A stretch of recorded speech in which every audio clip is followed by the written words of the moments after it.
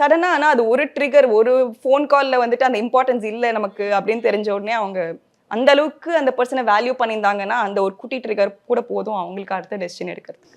Okay. And இங்கே நிறைய other dynamics இருக்குது. இப்போ அதுவும் பப்ளிக் ஃபிகர்னு வரும்போது அவங்களுக்கு சொசைட்டி என்ன பேசும், ப்ரெஸ் என்ன சொல்லும், அண்ட் 4 பேர் 4 விதமாக அது கமெண்ட்ஸ் போடுவாங்க.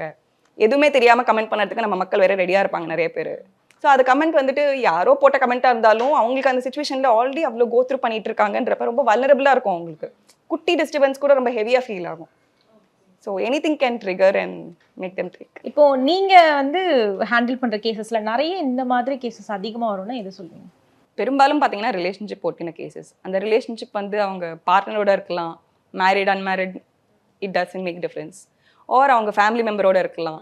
இல்லை நிறைய பார்த்தீங்கன்னா ஃப்ரெண்ட்ஸோட இருக்கிற இஷ்யூஸ்னாலேயே நிறைய பேருக்கு ரொம்ப டிஸ்டர்ப்டாக ஃபீல் பண்ணி கவுன்சிலிங் வரதுங்கிறதுமே இப்போ நிறையா இருக்குது. உதயம் பருப்பு வகைகள் சீக்கிரம் வைக்கிறதால கேஸ் செலவும் மிச்சம், நேரமும் மிச்சம்.